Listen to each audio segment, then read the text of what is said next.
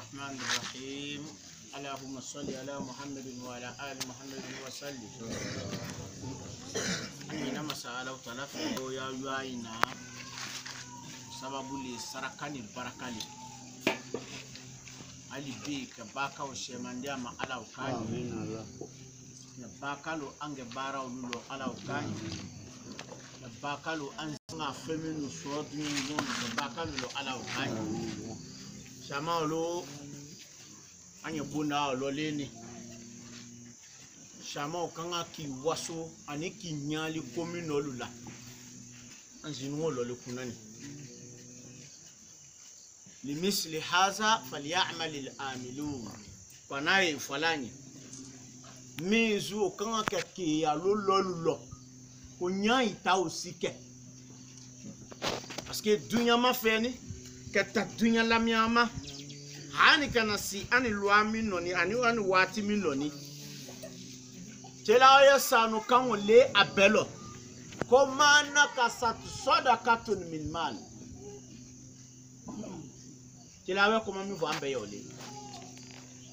Kosaka o tada sikemo ye weola. A barakala leke alowi ya kedima. Oloko so monte to nga saka kula. Ko ileni monfla, ileni monlo keke kiene. Ko to soli anu ma. Soli lo manu ima. Ati ki bia ko bele lowe sikatolo. Ele ni molo akeke yala koloka me masawe soli no ya oma tala ma no ya imaba yangaro li lawe alibi ala ndam ala limani adiam depuis dunya ke dunya le molu gagner la sakalema ko so monta to nga sakala Saka jona mi bolu koro nyauka. Ole ka said na Adam denje flaule. Ibia nyona I musoko lo minge. Afole kwa saka bo. Chama lo ala limani adia. Ibia nyona di. Said na Adam na dunya kono minga komi dunya lamia le ma Adam dunya olo. Allah Ta'ala te anguba hawa o heyela fiani vyale la watipe teni muso ole kala momi fola koni ala fe ole ko lo mirila memi nda ala fe la han ko ikaketa bakie alibi ala anga ala fe ala limani ajam c'est Adam wati jange aleni nenyo iminele sola fiani via mina la keni musomi nala olu kese fuma yimo fla dinyoma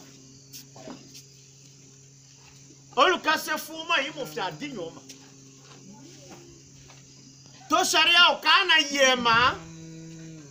muomingo ko ala konyami makoni wefe Olilo gbene ni doni. Sharia una yema. Sharia yema ole na be kabila ni habila ma. Kabila ni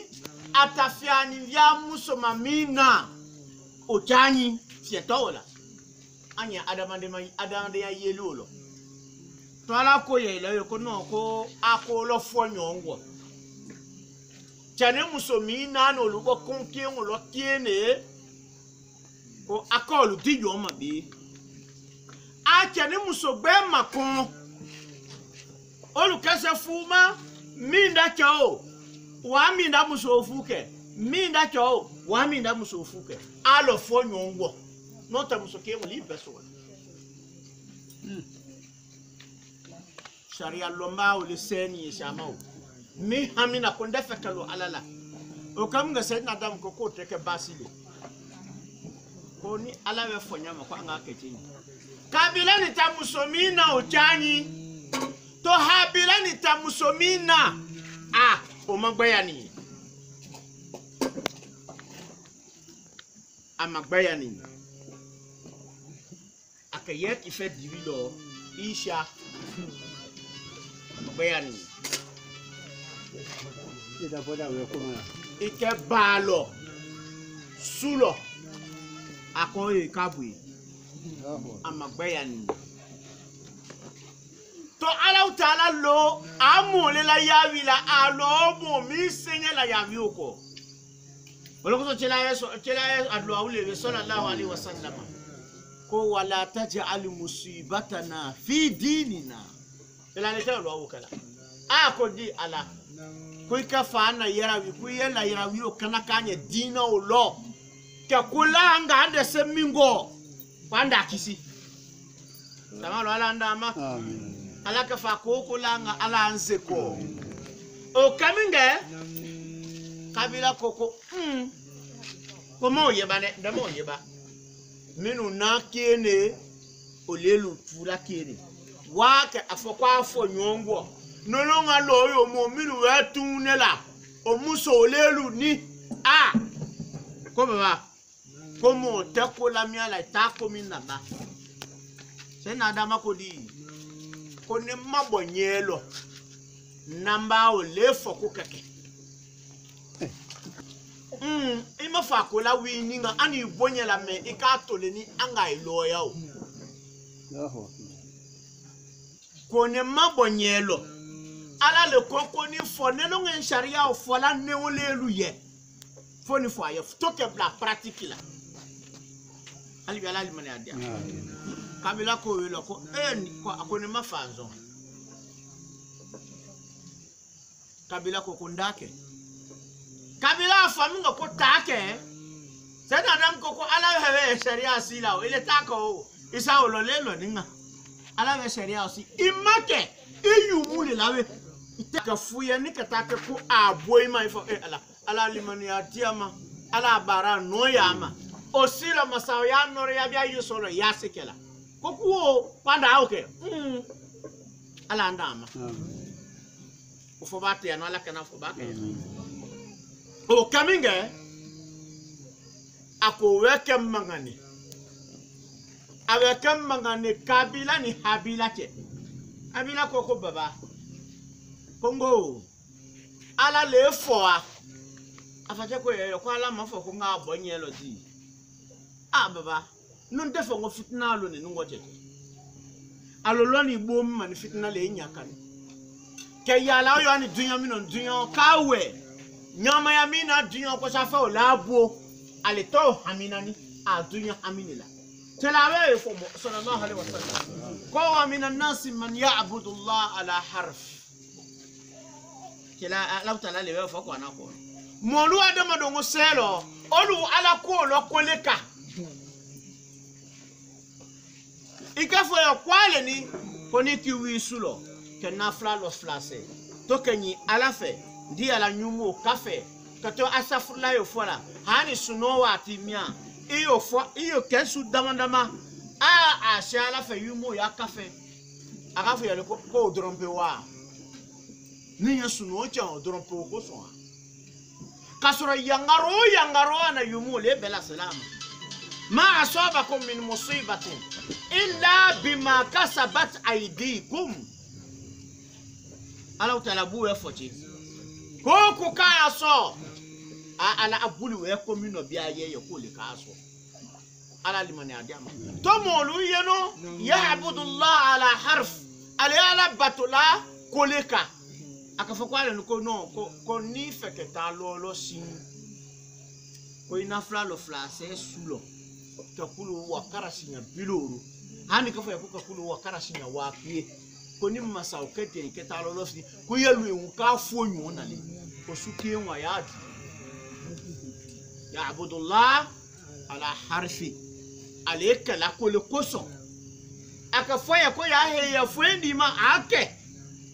akafoya ko iya bono mina ni iya wera ti fiangono ni kiselo mi ma ake ma akafoya ko ki yumo kafe kwanda ko don nele ya kafe ala di onlo amalo alibi ala ndam ala kanango mu okamge mangango shaya kabila ni habila che ala utala na fo lo ko bon ko adama afu idongo lu yo ko isaka bo ike saka bo we ko ne ala ke minye fan le mia ko to la utaila ali bi ala limana ala sabe dia saka ta fendo nile to minele tangi saka o lo ko bele ike fa saka o bo iyem na fu min seninya ni bele ibo velo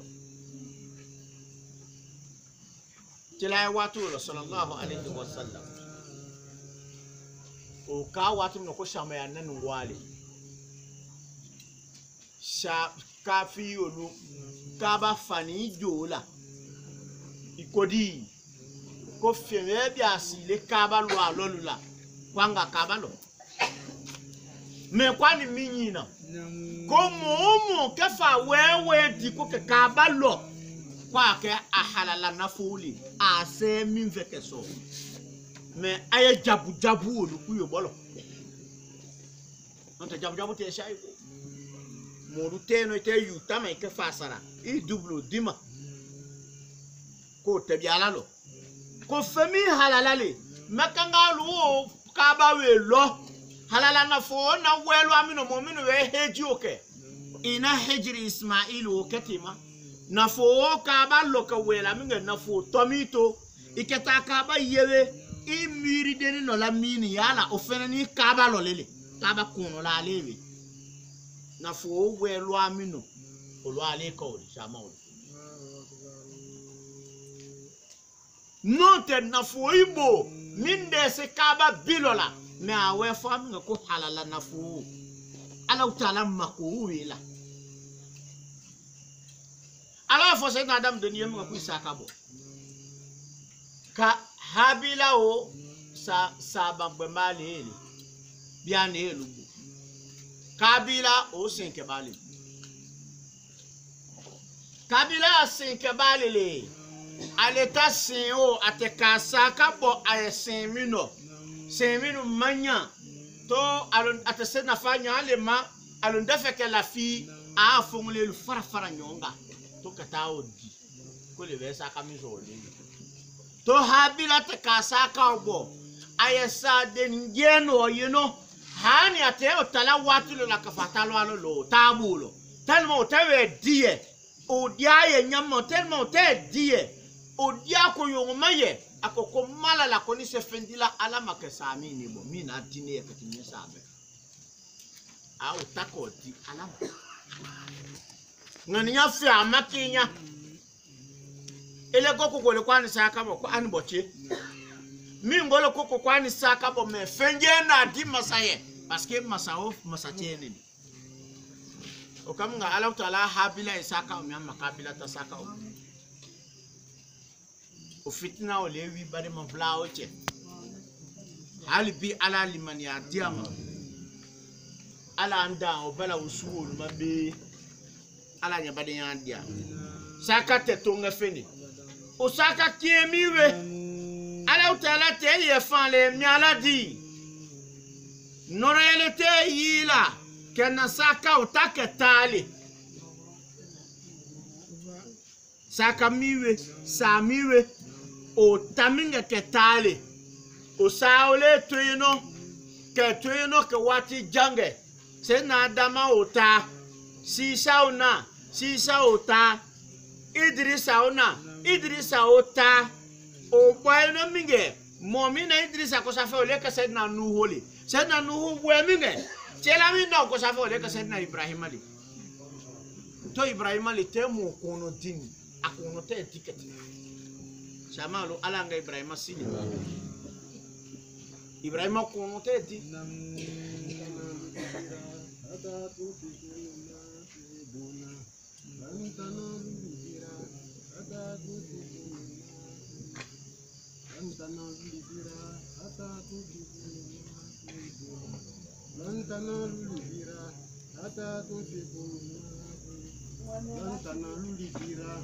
ala ko mote eno so ke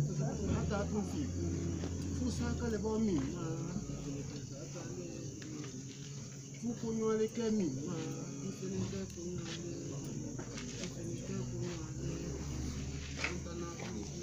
hata tunfikuuna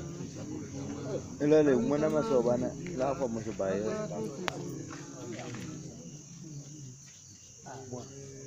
La kabaye. Ala limani adiam. Sayyidina Ibrahim ina tomin nala ko Abu Duyuf. Kuluna ulufa. Ani ata so lonao. Ata so si ata lu si so lona ela. To so ake tabalama. Diwika lo so kono. Kurande teno. Diwika lo so kono. Lona ngo femine yela lo ajano. Ole tamani. Ukaka ite tamao lo alo. Te lona un labiena so lona. Te o pekela. Feminga kabu ate di alam. Alibi ala limani ate. Ala makoto. To ayakono diamiwe. Ale ni musowe ye nafo befara nyonga. Iya bona nafo ke befara nyonga. Fende no bi ka bona nafo weta ke tasa misibe gena. Os ani na obia osilo kabu misilu te bo anofe. Ala limani adia. Bona nafo wewe. Nafo mi de bon la olewe. Iwe beta keta o samisibena kena bia kwanga bia we osilo oya buwanye misi ko tekana bi ala limani adia ala makotule ane minu projet kela to ko gbeke na projet tese sala samaulo ala limani adia male oloko so limani ya koma o tela ko te sallallahu alaihi wasallam ko limani ya koma o we kwa de ni ko sawade ike fulala we emia yosola ani iye ike bara lo ike limani akomo ike fulala iyoso kunwamia ani iye ike bara olo alibi ala limani adia Sayyidina Ibrahim aleni muso ta misiwo salomina kana misiwo gun olua onu ta obe ala yetela de no lu na fe oluwe America leile me oluwi bia adamande zawra lo minu wo ya sike malule oluwe na ike mo yelo na ngomanya kala kwa di ko ni sumandi ma lona na bia ba to ni abalo na ngela bamso inike anu wela lo mikele kwale ni vraiment ko longo kielele anda se la mai haketo anye o balo na ngela mari kari amalo mi kesala nina sumandi ama ile tasori ke bali Sayyidina Ibrahim lonanje sawa miwo wena Sayyidina Ibrahim afena lonanje sawa lu sini wati mino iwe bismillah bongola isini wati mino ima Sayyidina Ibrahim mutalate makata annyombe be sarata yi afa ko sara kuluna ne luwena ko fenu nda bongola fani kadi alibi ala musu be jam tamalu ala jam mamina la sara ngo wela ko ko ila miri alo dili osilo aya bienu ko ba ko ndeta se sobono ningata feno solo alolo femi anga so otayu la so wala anya o titadia akoko ko femi ya moya ko anwe misi ni ta binuwe anu ke pala le ba masawle di ba o kamanga tema sara ko lo ko ne ya lo na un la so nya didi ma so o kaka ilata misi o ita ko lo kala tema bona we o pelewe keta o kanate ala ye lona bonya koso ala samalo ala duso dia ko kai ko kanate ala ye lona bonya koso to ke so na fama nwalo bobo la tema ko lo biene makena oli to kana ko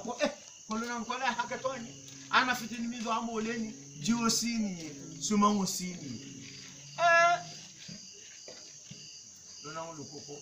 kunoko ala utala buna afara kwa nanye ti akile masawai loni ala ko kwata nde to fe no kwata yeti ya kele aketa yeti ya keye akete saduma langa lelu haraki luti langa lu minu te barabeta kila foka chekecheli cheka musoli chawa choka musoli musuwa musuka musoli ko te barawila akete lu haraki me akiyilu kuroka ata yeti ya ke Ibrahima fe sana ata ya haraki lu alo koni feke Ibrahima yulo yala kama melaka lu na yi olu kula sala eyi kanye foli la mi akanye Ibrahima wetu ala ngo ko tete lelo ko wa oyanye ti yako Ibrahima wetu doni musovena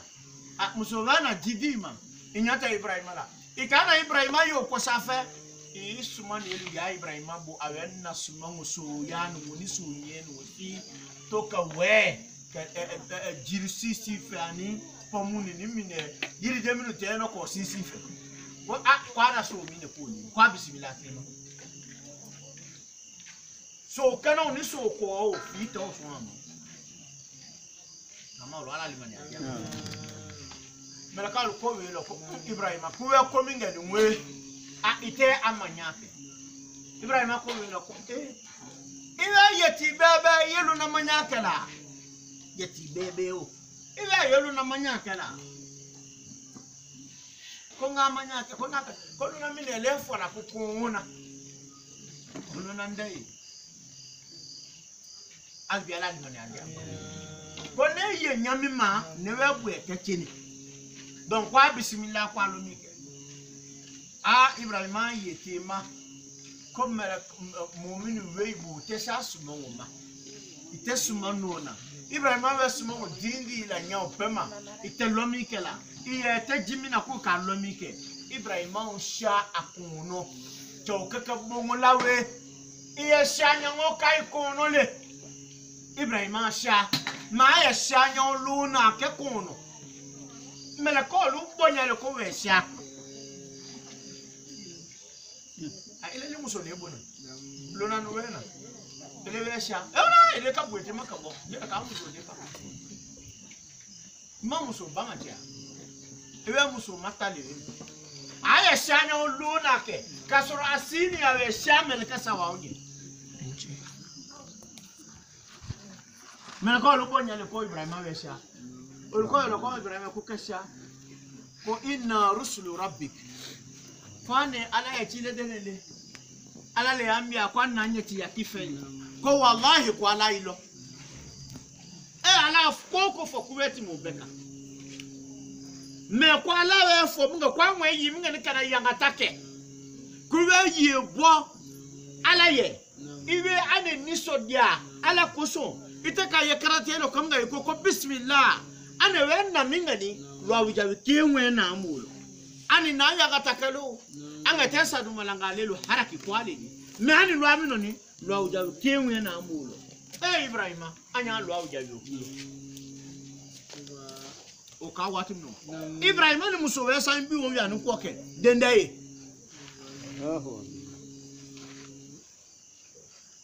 imafo ko Ibrahima ko mine hamila le parce que ala we Ibrahima ya hamu foli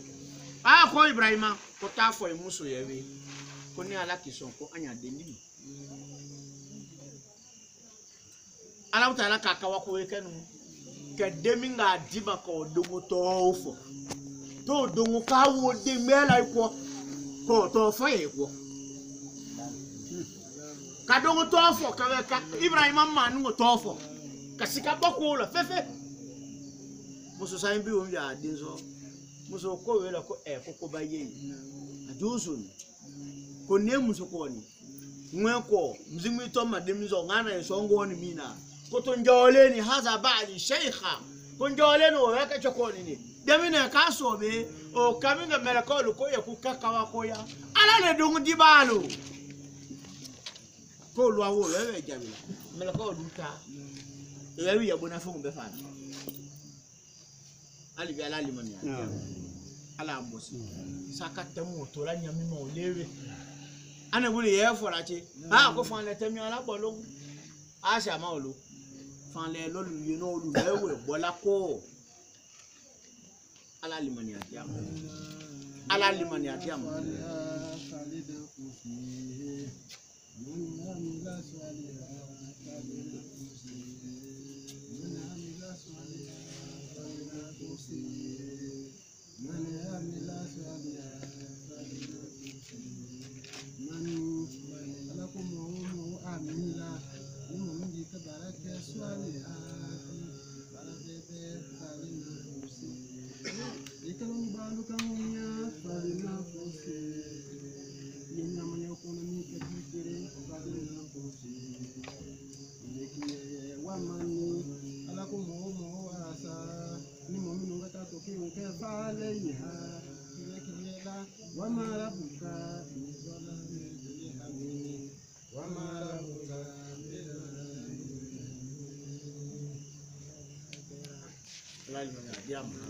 ala ma ko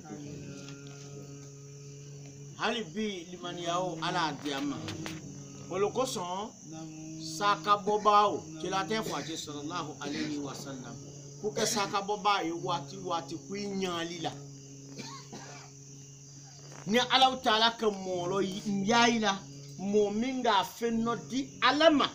ku nyali la no ta ma fe muluko Sulaimana te ka weya si baba minu la te weya si balelu kela ato ya weya si bala le ni ya ma oti wa fen fo fa kono la lolo e ka su la timi ye no le o kamenge meme minu fo fa kono la lolo no o meme o lo ni ba lo ijema o bominga so ma o ko ako meme lu ye ko masabalo kani yi anye lo ami no bi donc o bo ma we ani jijao anga bara kabi anu fara nyonga ko di o masa choma ngoson ala tala bonzo bebe lubano meme lu ameriti ngoson ala tala baraka ba lubano halipi ngoson ala tala mo lubano minu tada sei barola kaba ko baye o kaminge meme lu fara nyonga ifara nyonga iminele so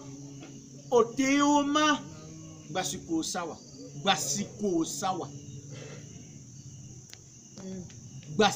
sawa meme lu weke iwe so ote bekono itaya ye masachola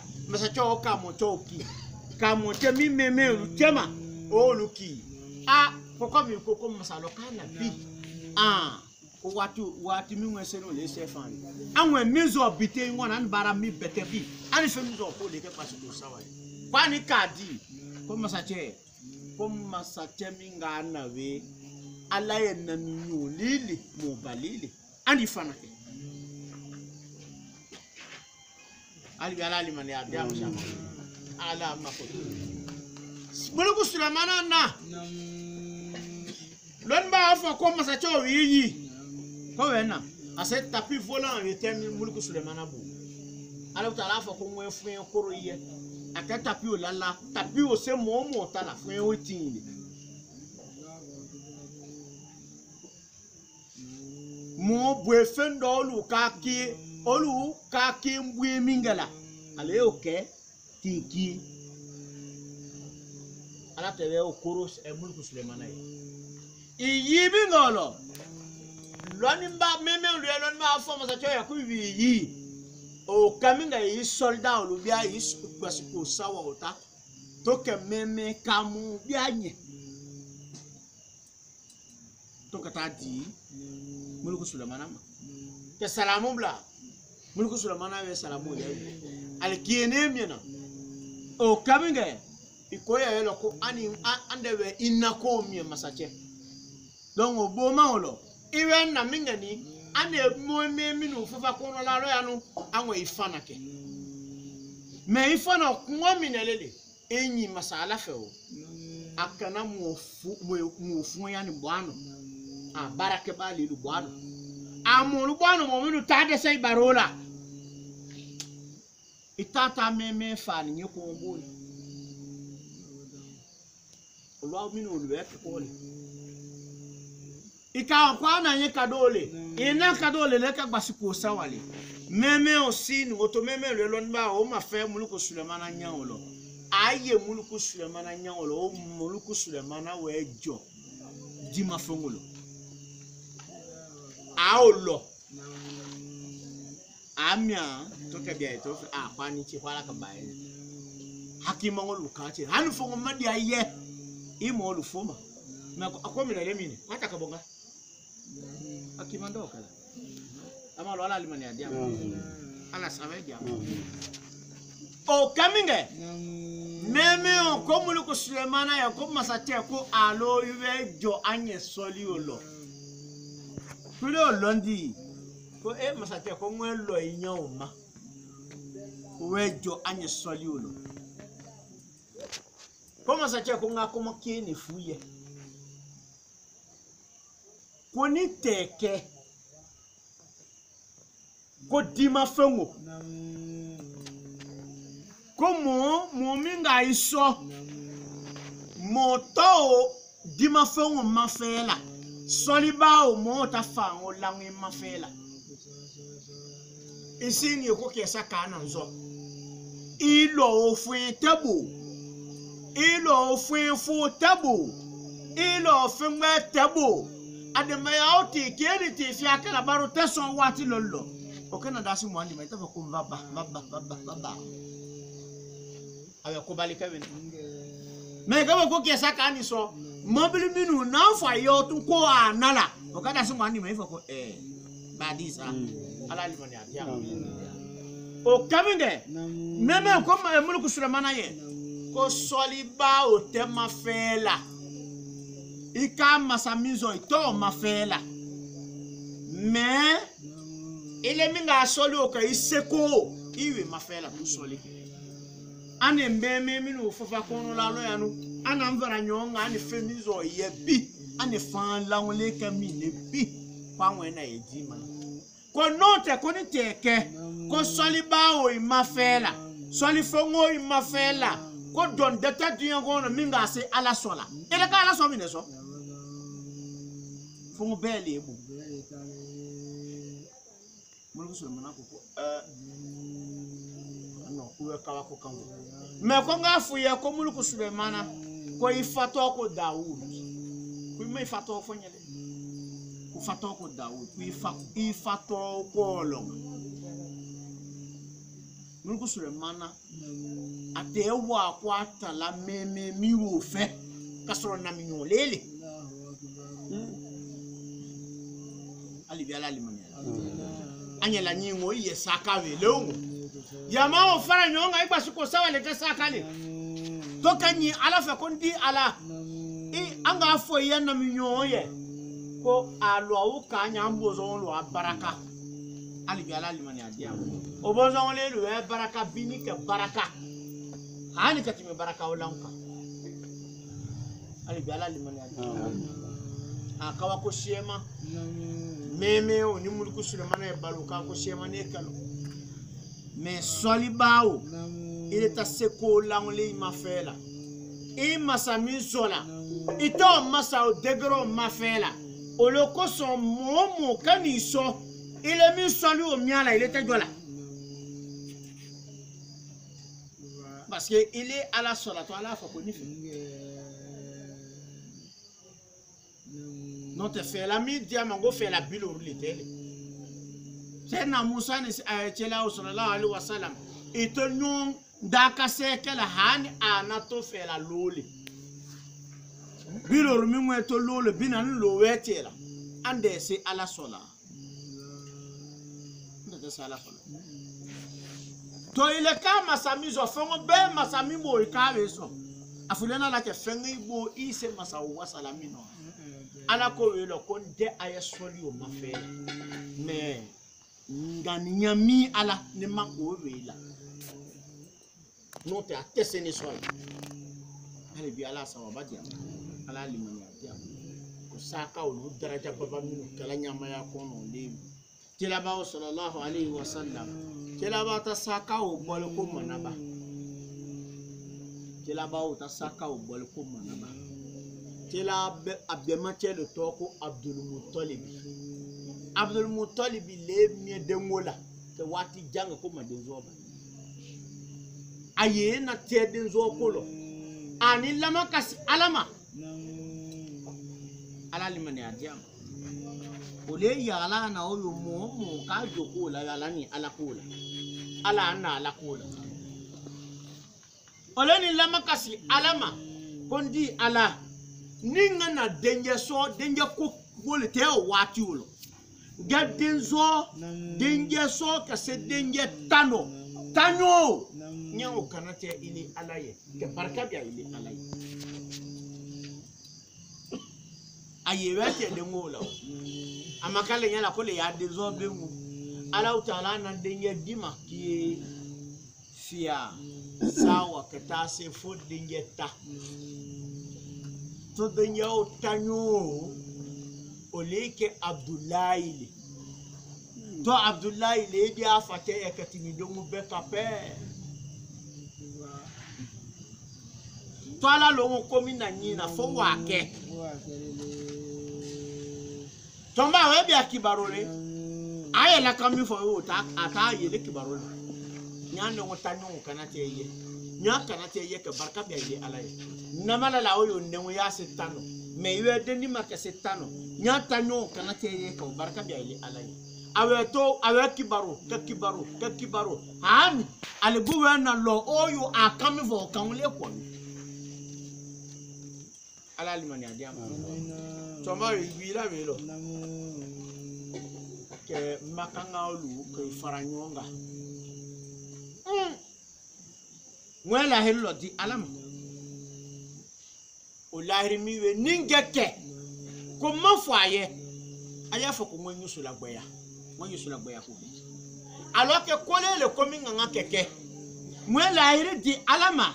ka fa kondi ala nike dedi maka setano atanyo nya kanate alaye kafi ko ko na anzo kuyoka yan ani mafa anzo kuyoka a kotornya la kan owe ala yi kuzinya la kan ko kiyama ani mafu ya wila kanda me okwenda ka na nyala kafi ona lu bia nyona ko ni la kan ile ko te ko ake ipo kafi ona yo ko ale te ko anyale ni le keke ya kasunali ni le keke kwa na amafe ko la ke ya kasunali anele yango bena sango sane ala le yango bianzi ana bera sango sananga ngo adamu de ndole kuma mabo sala ni kuma bomba temakelo ile kokolo denye juna te kakabona ko denye juna leke hani le buisi ka ko mina nyanga denye juna le data ka fla nyola ko inde fo ngwa na ala yehime wapo ala hinana makanga lu ko ele kwanda anzo kuyoke toma kiwi ku kete kana telola ini binko kwambe fa iso taye kana telola mon ko kwa to ani ku ka de gudo ngofa ko mi ne kala ko na nga nso kwa o kani nwe osuna o ka lo anve no lewe ndede vata we ande kala ko nyela hero kai mafadila nwela herita ko ki mafadila ita ko lo malu fe ko lo malu fo yo ko basite kwa nyame manwe o ani nyome o ani dengo ani kaabi anyome o ni dengo luche ide na nyomi we ani kaabi anyome o ni demi wo che anga kaabi aichewe ni ka o kebo ani fo kwale ni nyome ta anwe la loya toke nenyo la loya ni nenyo ya ka o kebo sake nenyo kan akakanati ni nyome kebo ani nyome ta mfa no telairo mafa ala limani adia nyome ta nenyo ya ka obo fatima nko kwa lo fara nyome oluka nyome mwa nenyo ya ka obo kwa lo fara nyome oluka nyome bisawa nenyo ya ka obo kwa lo fara ka kaito lo fara laka hana na se nyome kana lo minge nyome ka mo ka obo tima fama nkodi kunanga nyome ke me fama ka kuno anya fa abebe tu so na ke lo yo awe dese so la lo amino ata so bi ati oluka daba minu so lo na lo ata so lo ko ke sakale nomoye ane abonzo luye kila saka be baba masaka bo no mekke meleke kila masaka to donc kana ka ko bale est-ce que bano ya te kila alayhi salatu wassalam akafo lwalo mo sha mali o akoyo ufm fo saka mi boli sama wala limani adema kila ya te fola ate fola ko ana al-mahi ana muhammad ana ahmed ana ibn zabihain ali bul te fola ko ndoko muhammadu ndoko ahmed ndoko mahi nele denge flaminu te ka karate nele oludongoli se na ismaila o te ka karate anwa okisa kanwe se na ismaila se na ibrahim ala taala sala yi sami fa kabila ne habila e wati olowe to aye samawe masao sala yi kana ismaila kumabo o ismaila bonzo onlena kana kechela tabia machele to kila bia macho na denzo le to ko abdullahi to kana teli fo abdullahi ko kena ti wosoro la ko ne denje fi aminu te ka kana te ne lu bonzo onwele me sakale samawo sakale mo la sila lo ko sala limani adia to kila ko di saka ko sallallahu alaihi wasallam ko saka minga di ala ya katibi saka opeka saka minweke to aveke sutu abuma ani ipo be obo ibo no ma ko solo ogo to loko ka saka sutu ola di ala ya katibi saka opeka oloko so kila fo minga sallallahu alaihi wasallam saba chena teno alenga niata seteye ava ko sumino ko nyan saka bo alaye hani ngete fongo dimu mama amafanyi urande tay suo ko minga ana fo aya na fo lota na fo la wasani la ke talo alo tema ke ti si di violo kamo la yena la tema ke ite ti yola ke ta na fo lo bolo to ka timi hani makoma kotiyo bonu muta ketese bona kala kawo seni na fule fani do aya sey nyama ya kelama oti wila baro le so ma yelo ha ko dunya ka wakole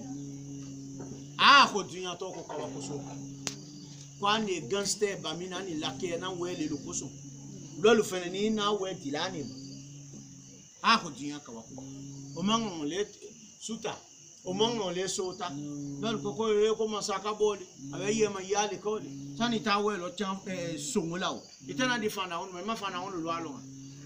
o ko bia to to lo nde fele ko ake alaliye mo kana ko solo mo ma ko solo me ate mo minyi na moso ako lo ko sulo ko nyalo gbe buku sulo sam ngai na fulo tai ko katai silo alolo atela tema musolo na la o muso mi nawe aye tema ite la katana fo di matokata makoma soma muso ka kuma barola bako ala kwa ne minuni ana esimi ba yawe kala le ko ani were so ko lo na we di la ni rupo koko ba ye o baro le sota aya ko masaka bole ko we ye la seleke ba ye fo ite o kam na cho o tu ko sulo ko aya na fo beta akete dikere ma na foti boku aminu sokono numero 1 o boku numero 1 mi sokono hani keta fo minyo budikira ko fe wonda sikene kwatelo bola ko das ge nwa shale anga ye bo das ge wala kwanga kwala mutamangende albi halimani adia numero 1 mi sokono atadie ma ko la ko dunya ye ka ko de soma ko hani nu lolu nasa ka dilani mi kwa molu ko foi tole ko mo foi kole Allah taala jibril la yijo akira mo sallallahu alaihi wasallam ko ta fo ti la ye ko to we fan le susu bo kwa la be mi aya lofe aya lodo wul fa ya lobo mo fe ala be mi atadi somi mawe atala kena mo luka sunya le ba we ko lo badi we di maminga sano we wa we ayata sunya ka ali bi ala limani atadi simi bamma o ye fero kamina ko son we kota sanu we awe ya ta ye fere beta so na ye ka wi to aye bi alo to tadi boku ami mawe aya o la die ka fo ye ko ko ni mo lu sha mo so la we wati we se ni bo ni amo so ko ye fan le we mi ala fe bi ala fe chama lo ala limani atia ala ye fan le lu mi fan le lo la wa bone chama lu fan le lo la mi fan le la alola la pokati ko be ala ta la fene ni mato gala ti la ba ye be fo anyo ko na fo ikana fo mi no fan le lo ko ala mi balo akana kinya la kuwe na fo lo tian akana kinya la kuwe na fo lo tian no te wajibi ya kominu amma so adama ne kenge mo kanga ke dasi ke mesawa ni bi woro le ke sakan so ke mesawa ni bisawa bi woro ku yo ke sakan tela fo ya so abaru ye mi de so abaru ko lo tela ko mayo na so le parce que ani dasi ke me dila lu la to ka nya ku mu nga fa ko ma o le mo bi kali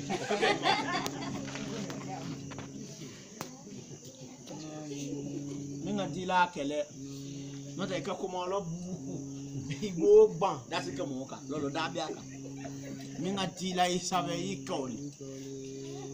ai bi ala ta do ora ka so lo na ko di on ko ta pani ke ai ka fi ke ya ko ta fu ita no tamba na tan ne da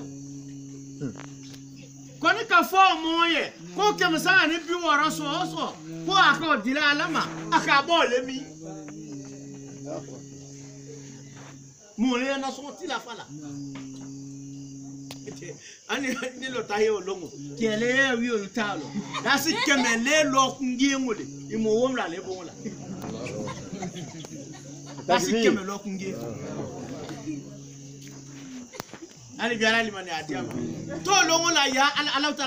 taala be tu wasalo ye lo le ala limani atiama le ala limani atiama la ye la fu to longo la keme maso bi se ine so ani tabia okumayema ani biara limani atiama an jomalo ko yo lo ko akonyongo keme le lo kumuli ko keme le lo kumuli me ko be se ine so bi o keme lo di ko lo no lele sanu awe ya na ka tama ilo ko di an ko nyaka ti mo lo ko tedi ma ala limani atia ala makuto wala ko son ala taala ve bara pere midi de ba ti o mo dewe angani ya wanya ikafati afa kundi ala ilo ndongulu fe wallahi ndongulu tetokosha ala limani atia ala makuto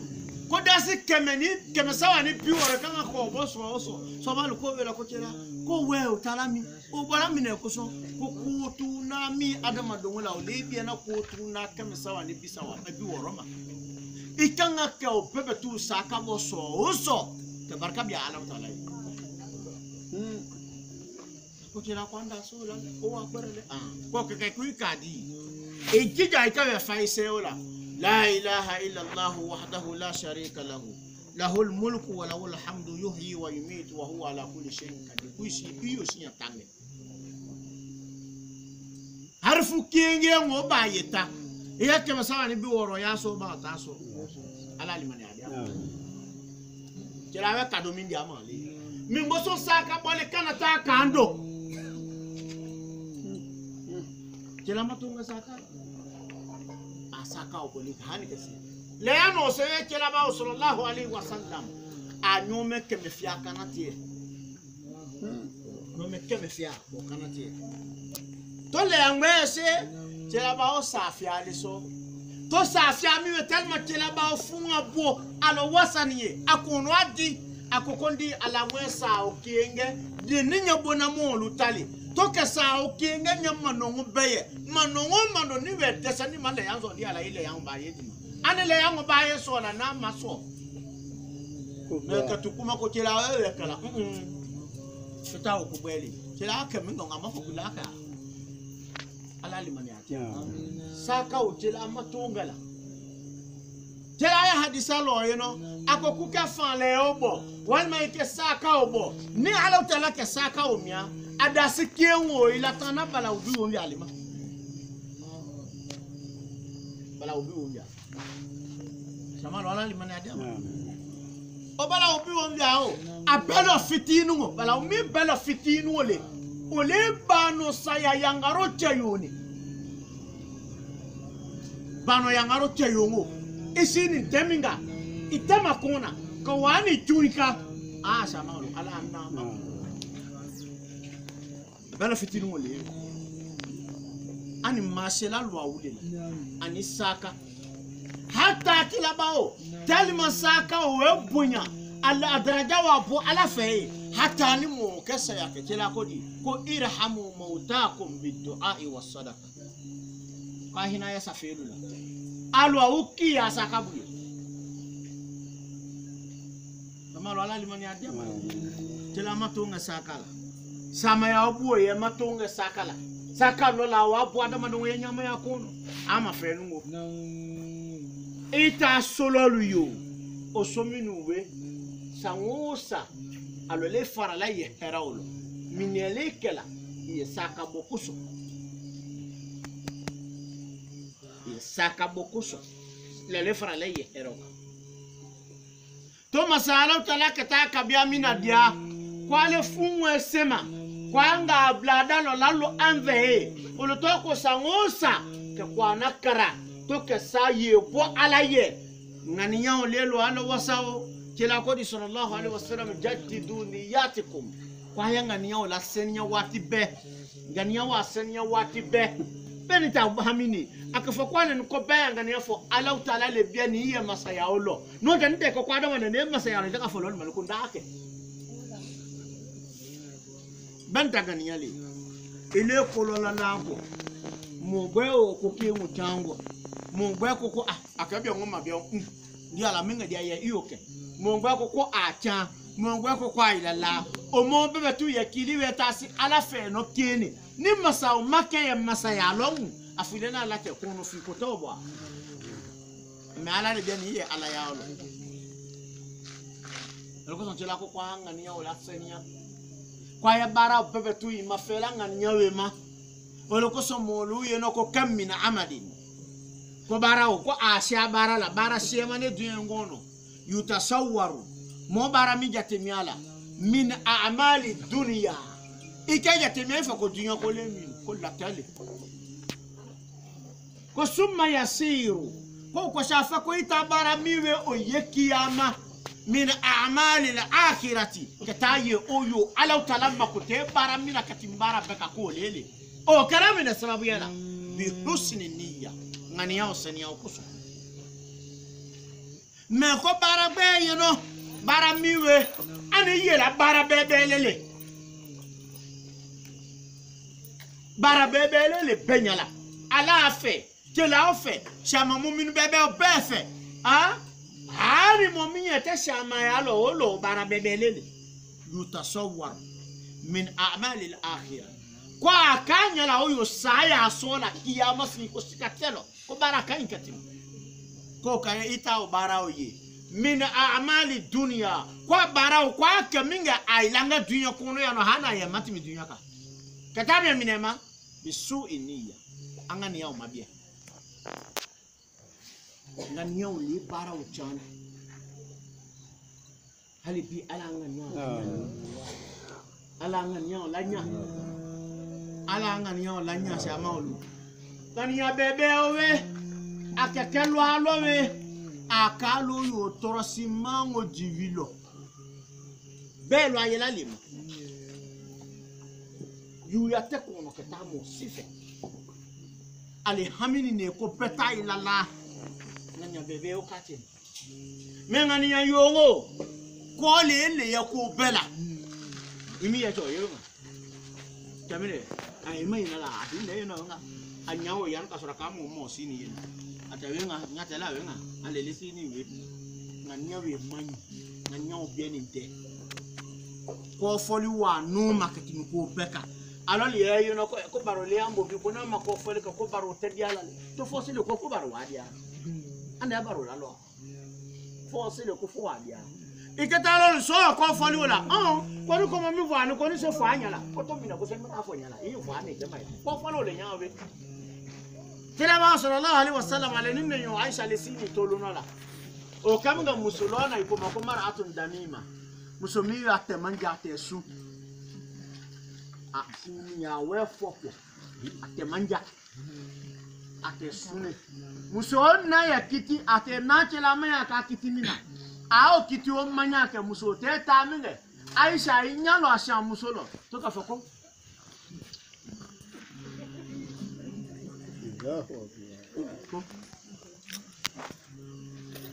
ala makoma kale esa akoma lo fula lo chela ko ya ina ko ya ko fo akotela como foi folo akuwe ko we fo me ko nwe ko mi bo ko ti ya le ko manja ko asu ko de to akuwe ko fo ko no de ka ko mi bo no te fo ya le we fo ya la gbe ya bi se le ye kan aka bulo ni ka fo ya la gbe ya bi se le bo ile akana nya la ko ni se ko ma fo ye e ana lo nga ya ne be ti ya fo fa fo itala o ikana fo le ni te ya ikafo ala limtni adia Ahmad al-Basri asini weto lono la iwe na foye ko chelo ikaye no le ko ai kalinya ba male ko male iwe mi ne kala kwa ika o kam ga suma no bie suma ndi ani no bie tima ka ta tima ka ta to sinzo to ka tima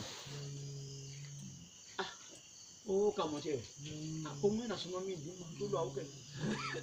ka to ko lo Ono bieri ano kuwa ko be minga ye de piso makwala ko be sawa. Ko ngwa ko be minga kiye. Ku ko ku imao de pikin wa bo. Ko ndi ngo ngwendi ma ku ile kaka ne ma wati mi no we. Ko nye yu mu sebe ba lu la lo. Nye yu mu sebe li le kuma. Tu le tabaye o ke sebe la no kuma. Ima saka bona barkan va ala ka baye. Tomona ko ma ko ndi ko fo be ko nyongo bitawe we ko ku fana ne ko barka o le ko so mo shema utai lo la kiyama si ko fo lo we ye ba yo bela pe asulo na fi ase o kala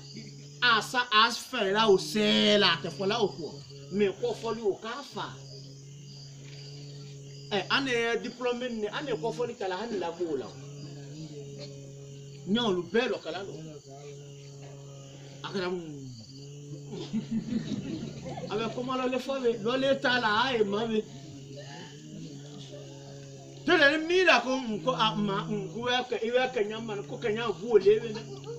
alors il y a ka fa comment ka ku manyo ici ni nyako ko miye dibila ni kama comment wala amma ko fo ni nya bele we na mulo to ala tala we amma shatan ma akodi ko wailun li kulli humazatin lumaz ko baro mo li yake yamasi mo minu mo ko fo la inyala wal makamu ko fo inyana wal makamu ko fo ilagola o be anga yawo ka ko mo fo to afo ateminye to kinyalo mo gwema anya ko ya tan ko iwe kemini iwe ko fo itafa ko wayo asha malo ala limani atia olelu anye barukela alu bi ala bi politician ya to ali yela momo kisilo alo akweni politician lu ko ni ka lu abela parce que bele ika tamalo ala limani atia ala nyinda ko ni se fo anyala la nyimi lawe comme il se fo anyala we